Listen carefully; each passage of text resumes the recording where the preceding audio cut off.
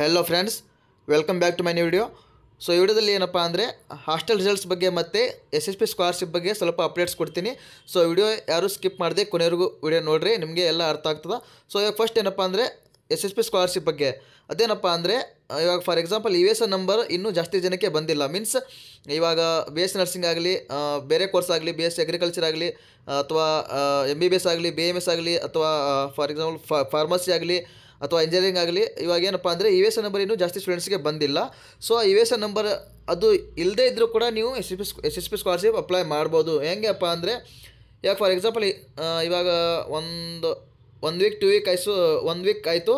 So ಏನಪ್ಪ ಅಂದರೆ ಇಂಜಿನಿಯರಿಂಗ್ದವರಿಗೆ ಏನಂದರೆ US ನಂಬರ್ ಬಂದಿದೆ. ಸೊ ಆ US ನಂಬರ್ ಇದ್ದರೂ ಕೂಡ ಅಪ್ಲೈ ಮಾಡ್ಬೋದು. ಅದು ಏನಾದರೂ ಇನ್ನೂ ಮೀನ್ಸ್ ಅಪ್ಲೈ ಮಾಡ್ಬೋದು, ಬಟ್ ಇನ್ನೂ ಆ US ನಂಬರ್ ಅಪ್ಡೇಟ್ ಆಗಿರಬೇಕು. ಯಾಕಂದರೆ ಒಂದೊಂದು ಸಲ ಅಪ್ಡೇಟ್ ಆಗಿರಲ್ಲ. ಸೊ CET ನಂಬರ್ ಕೂಡ ಅಪ್ಡೇಟ್ ಆಗಿರಲ್ಲ. ಸೊ ಏನಪ್ಪ ಅಂದರೆ ಸ್ಕಾಲರ್ಶಿಪ್ ಅಪ್ಲೈ ಮಾಡಿರಿ, ಬಟ್ ಎಲ್ಲ ನೀವು ಅಲ್ಲಿ SSP ಸ್ಕಾಲರ್ಶಿಪ್ಪಲ್ಲಿ 5 ಸ್ಟೆಪ್ ಇರ್ತಾವೆ. ನಿಮಗೆ ತೋರಿಸ್ತೀನಿ ನೋಡಿ ಕರೆಕ್ಟಾಗಿ. ಸೊ ಇಲ್ಲಿ ನೋಡ್ಕೋಬೋದು, ಇಲ್ಲಿ ನೀವು ಲಾಗಿನ್ ಆದಮೇಲೆ apply for post matric scholarship ಅಂತಲ್ಲ, ಅದ್ರ ಮೇಲೆ ಕ್ಲಿಕ್ ಮಾಡಿಕೊಂಡ್ರೆ ನಿಮಗೆ ಇಲ್ಲಿ 5 ಸ್ಟೆಪ್ಸ್ ಕಾಣಿಸ್ತಾವೆ. Step 1, step 2, step 3.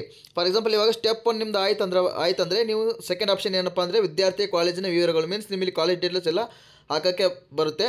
ಸೊ ಇದ್ರ ಮೇಲೆ ಕ್ಲಿಕ್ ಮಾಡಿಕೊಂಡ್ರೆ ನಿಮಗೆ ಇಲ್ಲಿ ಈ ಥರ ಆಪ್ಷನ್ಸ್ ಕೇಳ್ತದೆ. ಸೊ ಇಲ್ಲಿ ಆಪ್ಷನ್ಸ್ ಕೇಳುವಾಗ ಫಸ್ಟ್ ಏನಪ್ಪ ಅಂದರೆ ಇಲ್ಲಿ ನೋಂದು ಕೊಡಬೇಕು. ಇಲ್ಲಿ ಅಲ್ಲಿ ಆಪ್ಷನ್ ಏನಿದೆ ಅಂದರೆ ನೀವು ಹೊರ ರಾಜ್ಯದಲ್ಲಿ ಇರುವ ವಿಶ್ವವಿದ್ಯಾಲಯ ಶೈಕ್ಷಣಿಕ ಸಂಸ್ಥೆಯಲ್ಲಿ ವ್ಯಾಸಂಗ ಮಾಡುತ್ತಿರುವ ಅಲ್ಲಿ ನೋ ಅಂತ ಕೊಡಬೇಕು. ಸೊ ಸೆಕೆಂಡ್ ಆಪ್ಷನ್ ಏನಪ್ಪ ಅಂದರೆ are you studying 11th or 12th in CBSE, ICSE, IGCSE board. ನೀವು ಯಾವುದಾದ್ರೂ ಈ 3 ಬೋರ್ಡಲ್ಲಿ ನೀವು ಕಲ್ತಿದ್ರೆ, ಮೀನ್ಸ್ CBSE ಕಲ್ತಿದ್ರೆ ನೀವು ಎಸ್ ಅಂತ ಹಾಕಬೇಕು, ಅಥವಾ ನೀವು ಸ್ಟೇಟ್ ಬೋರ್ಡ್ ಇದ್ದರೆ ನೋ ಅಂತ ಹಾಕಬೇಕು. ಸೊ ಈಗ ಫಾರ್ ಎಕ್ಸಾಂಪಲ್ ನೆಕ್ಸ್ಟ್ ಇಲ್ಲಿ ನೋ ಅಂತ ಹಾಕ್ತೀನಿ ನಾನು. ಸೊ ನೆಕ್ಸ್ಟ್ ಏನಪ್ಪ ಅಂದರೆ are you studying in first or second year PU. ನೀವು ಇವಾಗ ಪ್ರೆಸೆಂಟಾಗಿ are you studying in first year or second year PU ಅಂತ ಇದೆ. ಸೊ ನೀವಲ್ಲಿ ಇವಾಗ ಪ್ರೆಸೆಂಟಾಗಿ ಏನಪ್ಪ ಅಂದರೆ ಫಸ್ಟ್ ಇಯರ್ ಅಥವಾ ಸೆಕೆಂಡ್ ಇಯರ್ PUCಲಿ ಸ್ಟಡಿ ಮಾಡ್ತಾಯಿದ್ರೆ ನೀವು ಅಲ್ಲಿ ಎಸ್ ಅಂತ ಕೊಡಬೇಕು, ಅಥವಾ ನೀವು ಅಕಸ್ಮಾತ್ ನೀವು ಬೇಸಿಕ್ ಡಿಗ್ರಿ ಸ್ಟೂಡೆಂಟ್ಸ್ ಇದ್ದರೆ ಏನಪ್ಪ ಅಂದರೆ ನೋ ಅಂತ ಕೊಡಬೇಕು. ಸೊ ನಾನು ಇವಾಗ ನೋ ಅಂತ ಕೊಡ್ತೀನಿ. ನೋ ಅಂತ ಕ್ಲಿಕ್ ಮಾಡ್ಕೊಂಡ ಮೇಲೆ ಏನಪ್ಪ ಅಂದರೆ ನಿಮಗೆ ಅಲ್ಲಿ ನಿಮ್ಮ ಬಳಿ ವಿಶ್ವವಿದ್ಯಾಲಯ ಮಂಡಳಿ ಬೋರ್ಡ್ ನೋಂದಣಿ ಸಂಖ್ಯೆ, ನಾನು ಹೇಳಿದೆಲ್ಲ US ನಂಬರ್ ಅಂತ, ಅದು ಇದ್ದರೆ ಎಸ್ ಅಂತ ಹಾಕಬೇಕು, ಇಲ್ಲ ಅಂದರೆ ನೋ ಅಂತ ಹಾಕಬೇಕು. ಎಸ್ ಅಂತಿದ್ರೆ ನಿಮ್ಮ ಹತ್ರ ಅಲ್ಲಿ ಎಸ್ ಕೊಟ್ಟು ನಿಮಗೆ ಇಲ್ಲಿ ನಿಮ್ಮ ಬೋರ್ಡ್ ಯಾವುದು, ಫಾರ್ ಎಕ್ಸಾಂಪಲ್ ಇವಾಗ BSc ನರ್ಸಿಂಗ್ದವ್ರದ್ದು ರಾಜೀವ್ ಗಾಂಧಿ ಯೂನಿವರ್ಸಿಟಿ ಬರ್ತದೆ. ಸೊ ಇಂಜಿನಿಯರಿಂಗ್ ಸ್ಟೂಡೆಂಟ್ಸ್ಗೆ ಬೆಳಗಾವಿ ಯಾವುದು ವಿಶ್ವೇಶ್ವರಯ್ಯ ಟೆಕ್ನಾಲಜಿ ಅದು ಬರ್ತದೆ. ಸೊ ನಿಮ್ಮ ಹತ್ರ ಅದು US ನಂಬರ್ ಇದ್ದರೆ ಎಸ್ ಅಂತ ಹಾಕಿ, ಇಲ್ಲ ಅಂದರೆ ನೋ ಅಂತ ಹಾಕಿ.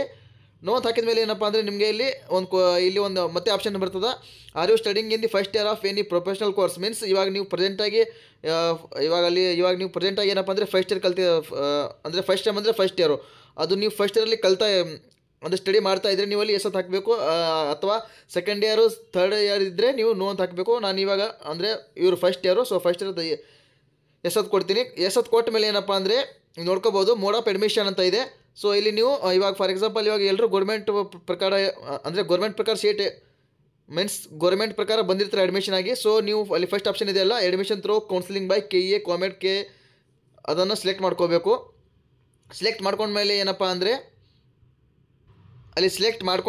ಅಂದರೆ ಸೆಲೆಕ್ಟ್ ಕೌನ್ಸಿಲಿಂಗ್ ಅಂತ ಇದೆಯಲ್ಲ, ಇದರ ಮೇಲೆ ಬಂದ ಮೇಲೆ KAR ನೀಟ್ ಅಂತ ಇದೆ, ಅದರ ಮೇಲೆ ಕ್ಲಿಕ್ ಮಾಡ್ಕೋಬೇಕು. ಕ್ಲಿಕ್ ಮಾಡ್ಕೊಂಡ್ಮೇಲೆ ನಿಮ್ಮದು UG ಕೋರ್ಸು, ಸೊ UG ಮೇಲೆ ಕ್ಲಿಕ್ ಮಾಡ್ಕೊಂಡ್ರೆ ಇಲ್ಲಿ ನೋಡ್ಕೋಬೋದು ಕೌನ್ಸಿಲಿಂಗ್ ಸಂಖ್ಯೆ. ಇದು ಏನಪ್ಪ ಅಂದರೆ CET ನಂಬರ್. ನೀವೇನು ಅಬ್ಸೆಂಟ್ರಿ ಮಾಡುವಾಗ ಅವು ನಿಮಗೆ 5 ಅಂಕಿ ಕೊಟ್ಟಿರ್ತಾರಲ್ಲ, ಫಾರ್ ಎಕ್ಸಾಂಪಲ್ AB138 ಅಥವಾ XY138 ಈ ಥರ ಬರ್ತದಲ್ಲ 5 ಅಂಕಿದು.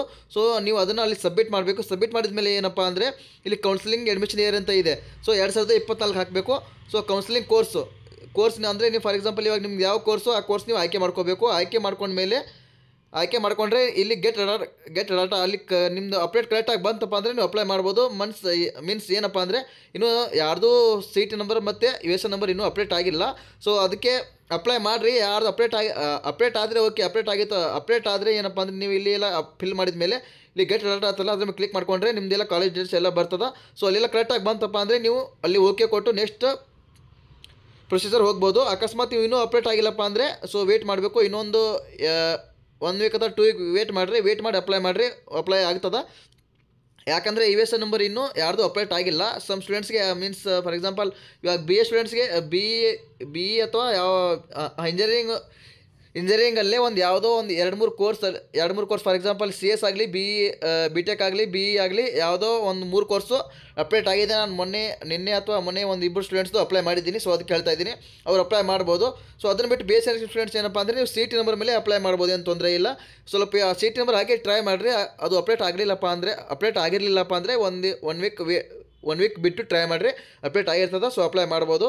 ಹಾಸ್ಟೆಲ್ ಬಗ್ಗೆ ಏನು ಅಪ್ಡೇಟಪ್ಪ ಅಂದರೆ 1 ವೀಕ್ ಹಿಂದೆ ಏನಪ್ಪ ಅಂದರೆ ಹಾಸ್ಟೆಲ್ ರಿಸಲ್ಟ್ಸ್ ಬಿಟ್ಟಿದ್ರು. ಸೊ ಅದು ಫಸ್ಟ್ ಲಿಸ್ಟು, ಇನ್ನೂ ಸೆಕೆಂಡ್ ಲಿಸ್ಟ್ ಮತ್ತು ಥರ್ಡ್ ಲಿಸ್ಟ್ ಬಿಡ್ತಾರೆ. ಸೊ ಅಕಸ್ಮಾತ್ ನಿಮಗೆ ಆ ಸೆಕೆಂಡ್ ಲಿಸ್ಟಲ್ಲಿ ಮತ್ತು ಥರ್ಡ್ ಲಿಸ್ಟಲ್ಲಿ ನಿಮ್ಮ ಹೆಸರು ಬರಲಿಲ್ಲಪ್ಪ ಅಂದರೆ ನೀವು ಒಂದ್ಸಲ ನಿಮ್ಮ ಕಾಲೇಜಿಗೆ ಸಂಬಂಧ ಇರೋ ತಾಲೂಕು ಆಫೀಸ್ ಅಥವಾ ಸೋಷಿಯಲ್ ವೆಲ್ಫೇರ್ ಆಫೀಸ್ಗೆ ವಿಸಿಟ್ ಮಾಡಿ ಅಲ್ಲಿ ಒಂದು ಸಲ ರಿಕ್ವೆಸ್ಟ್ ಮಾಡ್ಕೊಳ್ಳಿ. ನಿಮಗೆ ಪ್ರಾಬ್ಲಮ್ ಇದೆ ಅಂತ ರಿಕ್ವೆಸ್ಟ್ ಮಾಡ್ಕೊರಿ, ನಿಮ್ಮ ಡಾಕ್ಯುಮೆಂಟ್ಸ್ ತೊಗೊಂಡೋಗಿ ರಿಕ್ವೆಸ್ಟ್ ಮಾಡ್ಕೊರಿ, ನಿಮಗೆ ಅಲ್ಲಿ ಹಾಸ್ಟೆಲ್ ಕೊಡ್ಬೋದು. ಸೊ ಇನ್ನೊಂದು ಏನಪ್ಪ ಅಂದರೆ ಯಾರಿಗೆ ಫಸ್ಟ್ ಲಿಸ್ಟಲ್ಲಿ ಅಥವಾ ಸೆಕೆಂಡ್ ಲಿಸ್ಟಲ್ಲಿ ಥರ್ಡ್ ಲಿಸ್ಟಲ್ಲಿ ಹಾಸ್ಟೆಲ್ ಸಿಕ್ಕಿರುತ್ತೋ ನೀವೇನು ಮಾಡಬೇಕಪ್ಪ ಅಂದರೆ ನಿಮ್ಮದು ಎಲ್ಲ ಡಾಕ್ಯುಮೆಂಟ್ಸ್ ತೊಗೊಂಡು ಮೀನ್ಸ್ ಅಪ್ಲಿಕೇಶನ್ ಫಾರ್ಮು ಮತ್ತು ನಿಮ್ಮದು ಆಧಾರ್ ಕಾರ್ಡ್ ಆಗಲಿ, ಪೇರೆಂಟ್ಸ್ ಆಧಾರ್ ಕಾರ್ಡ್ ಆಗಲಿ, ಇನ್ಕಮ್ ಕಾಸ್ಟ್ ಆಗಲಿ, ಅದೆಲ್ಲ ಡಾಕ್ಯುಮೆಂಟ್ಸ್ ತೊಗೊಂಡು ನಿಮ್ಮ ಕಾಲೇಜಲ್ಲಿ ಪ್ರಿನ್ಸಿಪಲ್ದು ಸಿಗ್ನೇಚರ್ ಮತ್ತು ಸೀಲ್ ಹಾಕಿಸಿ ನೀವು ಹಾಸ್ಟೆಲಲ್ಲಿ ನಿಮಗೆ ಸಿಕ್ಕಿರೋ ಹಾಸ್ಟೆಲ್ಗೆ ಹೋಗಿ ಅಡ್ಮಿಷನ್ ಆಗಬೇಕು. ಸೊ ಮತ್ತೆ ಏನಪ್ಪ ಅಂದರೆ ಸೆಕೆಂಡ್ ಲಿಸ್ಟ್ ಯಾವಾಗ ಬಿಡ್ತಾರಪ್ಪ ಅಂದರೆ ಇವತ್ತು ಡೇಟ್ 18, 19, 20 ಇನ್ನೂ ನಾಳೆ ಒಂದಿನ ಬಿಟ್ಟು ನಾಡಿದ್ದೇನಪ್ಪ ಅಂದರೆ ಸೆಕೆಂಡ್ ಲಿಸ್ಟ್ ಬಿಡ್ತಾರೆ. ಸೊ ಆ ಸೆಕೆಂಡ್ ಲಿಸ್ಟಲ್ಲಿ ನಿಮಗೆ ಅಕಸ್ಮಾತ್ ಫೋನ್ ಬರಲಿಲ್ಲಪ್ಪ ಅಂದರೆ ನೀವು ಒಂದ್ಸಲ ನಿಮ್ಮ ಪೇರೆಂಟ್ಸ್ ಫೋನ್ ನಂಬರ್ ಚೆಕ್ ಮಾಡಿರಿ. ಯಾಕಂದರೆ ನೀವು ಅಪ್ಲಿಕೇಶನ್ ಹಾಕೋ ಅವ್ರದ್ದೇ ಭಾಳ ಜನ ನಂಬರ್ ಕೊಟ್ಟಿರ್ತಾರೆ. ಸೊ ಅವ್ರ ಫೋನ್ ಚೆಕ್ ಮಾಡ್ತಾಯಿರಿ. ಅದು ಬಿಟ್ಟರೆ ನಿಮ್ಗೆ ಅದರಲ್ಲಿ ಅಕಸ್ಮಾತ್ ನಿಮಗೆ ಫೋನ್ ಅಥವಾ ಕಾಲ್ ಬರಲಿಲ್ಲಪ್ಪ ಅಂದರೆ ನಿಮ್ಮ ಕಾಲೇಜಿಗೆ ಸಂಬಂಧಪಟ್ಟಿರೋ ತಾಲೂಕು ಆಫೀಸ್ ಅಥವಾ ಸೋಷಿಯಲ್ ವೆಲ್ಫೇರ್ ಆಫೀಸ್ಗೆ ಹೋಗಿ ನೀವು ಚೆಕ್ ಮಾಡ್ಕೋರಿ. ಅಲ್ಲಿ ಲಿಸ್ಟ್ ಹಾಕಿರ್ತಾರೆ, ಆ ಲಿಸ್ಟ್ ನೀವು ನೋಡ್ಕೊಂಡು ಬನ್ನಿ. ಆ ಲಿಸ್ಟಲ್ಲಿ ನಿಮ್ಮ ಹೆಸರಿದ್ದರೆ ನೀವು ಡಾಕ್ಯುಮೆಂಟ್ಸ್ ತೊಗೊಂಡು ಎಲ್ಲ ನಿಮ್ಮ ಕಾಲೇಜಲ್ಲಿ ಸೈನ್ ಆ್ಯಂಡ್ ಸೀಲ್ ಹಾಕಿಸಿ ನೀವು ಹಾಸ್ಟೆಲಿಗೆ ಹೋಗಿ ಅಡ್ಮಿಷನ್ ಆಗ್ಬೋದು. ಯಾರಿಗೆ ಹಾಸ್ಟೆಲ್ ಸಿಕ್ಕಿರಲ್ಲ ನೀವು ಒಂದ್ಸಲ ತಾಲೂಕು ಆಫೀಸ್ಗೆ ಹೋಗಿ ಅಲ್ಲಿ ಇರೋ ಸರ್ಸ್ ಅಥವಾ ಟೀಚರ್ಸ್ ಕೂಡ ಒಂದ್ಸಲ ಮಾತಾಡಿ, ಆಫೀಸರ್ಸ್ ಕೂಡ ಮಾತಾಡಿ ನಿಮಗೆ ಹಿಂಗೆ ಪ್ರಾಬ್ಲಮ್ ಇದೆ ಅಂತ ನೀವು ಒಂದ್ಸಲ ರಿಕ್ವೆಸ್ಟ್ ಮಾಡ್ಕೊಂಡ್ರೆ ಅವ್ರು ಖಂಡಿತ ನಿಮಗೆ ಹಾಸ್ಟೆಲ್ಗೆ ಸೈನ್ ಮಾಡೇ ಕೊಡ್ತಾರೆ. ಸೊ ಒಂದ್ಸಲ ವಿಸಿಟ್ ಮಾಡಿರಿ, ಏನಾಗಲ್ಲ. ಸೊ ಅಷ್ಟೇ ಅಪ್ಡೇಟ್ ಏನಪ್ಪ ಅಂದರೆ ನಾಳೆ ಬಿಟ್ಟು ನಾಡಿದ್ದು ರಿಸಲ್ಟ್ಸ್ ಬಿಡ್ತಾರೆ ಸೆಕೆಂಡ್ ಲಿಸ್ಟ್ದು. ಫಸ್ಟ್ ಲಿಸ್ಟಲ್ಲಿ ಯಾರಿಗೆ ಹಾಸ್ಟೆಲ್ ಸಿಕ್ಕಿರಲ್ಲ. ಸೊ ನೀವೇನಪ್ಪ ಅಂದರೆ ನೀವು ತುಂಬ ಜನ ನೆಗ್ಲೆಕ್ಟ್ ಮಾಡಿಬಿಡ್ತೀರ, ಇಲ್ಯಾಕೆ ಹೋಗಲಿ ಅಂತ. ನಾನು ಆವಾಗಲಿಂದ ಹೇಳ್ತಾ ಇದ್ದೆ, ಗ್ರೂಪಲ್ಲಿ ಕೂಡ ಇನ್ಫಾರ್ಮ್ ಮಾಡಿದ್ದೀನಿ ಏನಪ್ಪ ಅಂದರೆ ತಾಲೂಕು ಆಫೀಸ್ಗೆ ವಿಸಿಟ್ ಮಾಡಿರಿ ಅಂತ. ಸೊ ನೀವು ನೆಗ್ಲೆಕ್ಟ್ ಮಾಡಬೇಡ್ರಿ, ನಿಮ್ಗೆ ಹಾಸ್ಟೆಲ್ ಕಂಪಲ್ಸರಿ ಬೇಕೇ ಬೇಕು ಅಂದರೆ ನೀವು ಅಲ್ಲಿ ವಿಸಿಟ್ ಮಾಡಲೇಬೇಕು. ಫಾರ್ ಎಕ್ಸಾಂಪಲ್ ಇವಾಗ ಒಂದು 10 ಕಿಲೋಮೀಟ್ರ್ 15 ಕಿಲೋಮೀಟ್ರ್ ಇರುತ್ತೆ, ನೀವು ಅಲ್ಲೇ ಹೋಗೋಕ್ಕೂ ನೆಗ್ಲೆಕ್ಟ್ ಮಾಡ್ತೀರಿ. ಅದು ನೆಗ್ಲೆಕ್ಟ್ ಮಾಡಿದ್ರೆ ನಿಮಗೆ ಹಾಸ್ಟೆಲ್ ಸಿಗೋದಿಲ್ಲ. ಸೊ ಅಲ್ಲಿ ನೀವು ಹೋಗಿ ಒಂದ್ಸಲ ವಿಸಿಟ್ ಮಾಡಿ ನೋಡ್ಕೊಂಡು ಬಂದರೆ ನಿಮ್ಮದು ಸಿಕ್ಕಿಲ್ಲ ಅಂತ ಕನ್ಫರ್ಮ್ ಕೂಡ ಆಗುತ್ತೆ. ಮತ್ತು ಅಲ್ಲಿ ನೀವು ಅಲ್ಲಿ ಹೋಗಿ ನೀವು ಒಂದ್ಸಲ ವಿಸಿಟ್ ಮಾಡಿದರೆ ನಿಮಗೆ ಅವರು ನಿಮ್ಮ ಡಾಕ್ಯುಮೆಂಟ್ಸ್ ಕೂಡ ಇಸ್ಕೋತಾರೆ. ಯಾಕಪ್ಪ ಅಂದರೆ ನಿಮಗೆ ಎಲ್ರಿಗೂ ಯಾರಿಗೆ ಹಾಸ್ಟೆಲ್ ಸಿಕ್ಕಿರಲ್ಲ ಅವರಿಗೆ ಒಂದು ಕೌನ್ಸಿಲಿಂಗ್ ನಡೆಸ್ತಾರೆ. ಕೌನ್ಸಿಲಿಂಗ್ ಹೆಂಗೆಪ್ಪ ಅಂದರೆ ಇವಾಗ ಬೇಸ್ ನರ್ಸಿಂಗು ಇವೆಲ್ಲ ಇದು ಕೌನ್ಸಿಲಿಂಗ್ ಆಯ್ತಲ್ಲ, ಅದೇ ಥರ ಒಂದು ಕೌನ್ಸಿಲಿಂಗ್ ನಡೆಸ್ತಾರೆ, ಆಫ್ಲೈನ್ ಕೌನ್ಸಿಲಿಂಗ್ ಅಂತ. ಅಲ್ಲಿ ಆಫೀಸಲ್ಲಿ ಕರೆಸಿ ನಿಮಗೆ ಕೌನ್ಸಿಲಿಂಗ್ ನಡೆಸಿ ಅದರಲ್ಲಿ ನಿಮ್ಮದು PUC ಪರ್ಸೆಂಟೇಜ್ ಮೇಲೆ ಇನ್ನೊಂದು ಸಲ ನಿಮಗೆ ವೆರಿಫಿಕೇಷನ್ ಮಾಡಿ ಅವರು ಮತ್ತೆ ನಿಮಗೆ ಹಾಸ್ಟೆಲ್ ಅಲಾಟ್ ಮಾಡ್ತಾರೆ. ಸೊ ಅದಕ್ಕೆ ಹೇಳ್ತಾ ಇದ್ದೀನಿ, ನಿಮ್ಮ ಡಾಕ್ಯುಮೆಂಟ್ಸ್ ತೊಗೊಂಡೋಗಿ ಹಾಸ್ಟೆಲ್ ಸಿಕ್ಕಿರಲಿ ಬಿಡಲಿ, ನಿಮ್ಮ ಫೋನಿಗೆ ಮೆಸೇಜ್ ಬಂದಿರಲಿ ಬಿಡಲಿ, ನೀವು ಒಂದ್ಸಲ ತಾಲೂಕು ಆಫೀಸ್ಗೆ ಹೋಗಿ ವಿಸಿಟ್ ಮಾಡಿರಿ, ಒಳ್ಳೆಯದು. ಸೊ ಇಷ್ಟೇ ಅಪ್ಡೇಟು. ನಾಳೆ ಬಿಟ್ಟು ನಾಡಿದ್ದು ಹಾಸ್ಟೆಲ್ ಸೆಕೆಂಡ್ ಲಿಸ್ಟ್ ಬಿಡ್ತಾರೆ. ಸೊ ಎಲ್ಲರೂ ತಾಲೂಕು ಆಫೀಸ್ಗೆ ಹೋಗಿ ವಿಸಿಟ್ ಮಾಡಿರಿ, ಏನಾಗಲ್ಲ. ದೂರ ಇದ್ರೂ ಪರವಾಗಿಲ್ಲ, ಒಂದ್ಸಲ ವಿಸಿಟ್ ಮಾಡಿರಿ, ಯಾಕಂದರೆ ನಿಮ್ಗೆ ಒಳ್ಳೆಯದಕ್ಕೆ ಹೇಳ್ತಾ ಇದ್ದೀನಿ. ಸೊ ಮತ್ತೆ ನೆಕ್ಸ್ಟ್ ಏನೇ ಇದ್ರೂ ಅಪ್ಡೇಟ್ ಕೊಡ್ತಾ ಇರ್ತೀನಿ. ಎಲ್ಲರಿಗೂ ಚಾನಲ್ ನೋಡ್ತಾ ಇರಿ. ಟೇಕ್ ಕೇರ್, ಬಾಯ್.